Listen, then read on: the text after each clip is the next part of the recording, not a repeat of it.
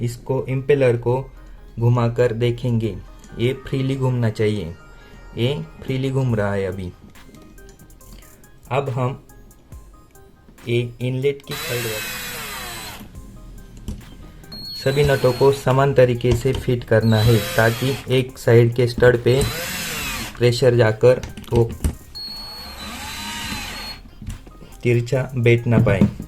आज हम metal pump version 5 के फिटिंग के बारे में जानकारी लेंगे।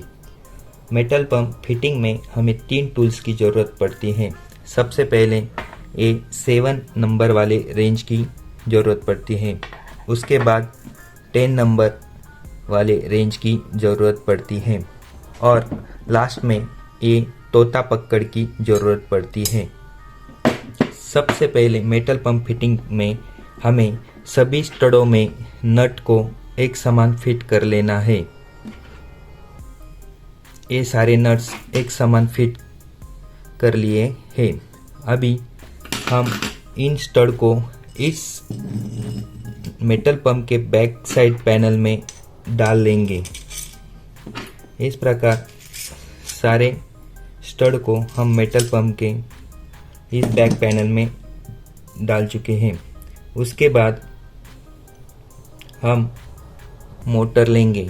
मोटर में ये एम्पेलियर जोड़ने के लिए जो शाफ्ट एडेप्टर लगा रहता है, उस एडेप्टर को ये मोटर के शाफ्ट में इतनी दूरी बनाकर अच्छी तरह से फिट कर लेना है और उसके बाद ये मोटर इस तरह से इस बैक पैनल में सेंटर में रखनी है। उसके बाद हमें मोटर में ये हीट सिंक के लिए कवर मिलता है। इस कवर को इस तरह सेंटर में रख लेना है। उसके बाद हमें एक रबर मिलती है। उस रबर को हमें ये जो हीट सिंक है इसके ऊपर इस तरह से सेंटर में रख देना है। उसके बाद मोटर का जो पंप का साइड वाला पार्ट है उसको लेना है। उसको इस तरह से सभी स्टडों में डालकर सेंटर में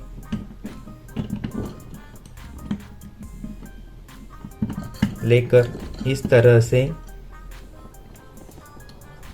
अंदर सेट कर लेना है।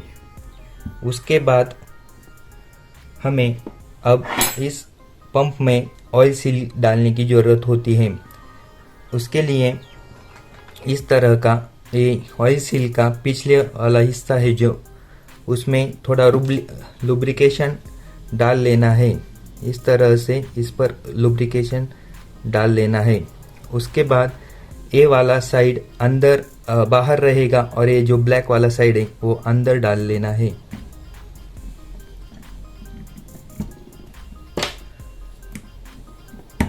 इस तरह प्रॉपर उसको किसी चीज़ से बैठा लेना है। बैठने के बाद ये कुछ इस तरह दिखाई देगा। उसके बाद ऑयल सील का ऊपर वाला हिस्सा जो रहता है ये जो है वो बाहर रहेगा और ये जो ब्लैक वाला है हिस्सा है वो अंदर रहेगा। इस पर भी कुछ लुब्रिकेंट डाल लेना है। उसके बाद इसको इस तरह से नीचे प्रेस करके प्रॉपरली एडेप्टर में पुश करना है। ये बैठने के बाद इस तरह से दिखाई देगा। उसके बाद में हमें इम्पेलर लेना है। इम्पेलर को इस स्टड में प्रॉपर डाल लेना है। उसके बाद हमें इम्पेलर पे एक वाइसर रहेगा उसको डाल लेना है। वाइसर के बाद हम इस पे 10 नंबर का बोल्ट फिट करेंगे। 10 नंबर का बोल्ट हम टी पाहना की मदद से फिट कर लेंगे।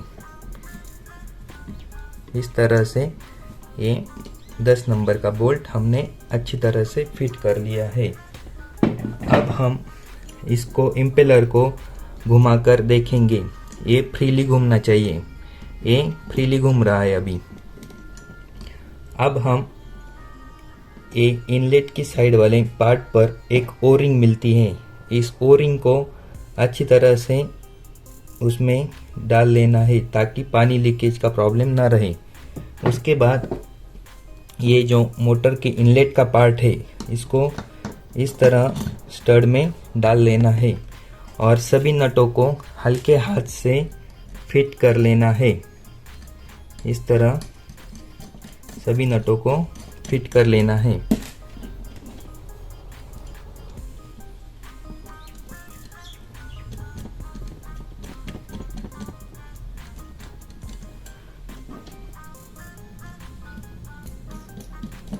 उसके बाद सभी नटों को हल्के हल्के तरीके से थोड़ा थोड़ा करके फिट कर लेना है। सभी नटों को समान तरीके से फिट करना है ताकि एक साइड के स्टड पे प्रेशर जाकर वो तिरछा बैठ ना पाए। इस प्रकार अभी हमने सभी नटों को फिट कर लिया है। अभी थोड़ा हल्के हाथ से सभी नट एक बार फिर से फिट कर लेंगे। ज़्यादा फिट करने का नहीं तो पीछे वाला ये जो पार्ट है वो क्रैक कर जाता है। अब हम मोटर की टेस्टिंग लेंगे। मोटर के इनपुट वायर की जो पॉजिटिव पिन रहती है वो पॉजिटिव में इंसर्ट करनी है और जो नेगेटिव की रहती है उसको नेगेटिव में डाल लेना है। उसके बाद हम मोटर की टेस्टिंग लेंगे। देखिए ये अभी अच्छी तरह से घूम रही है।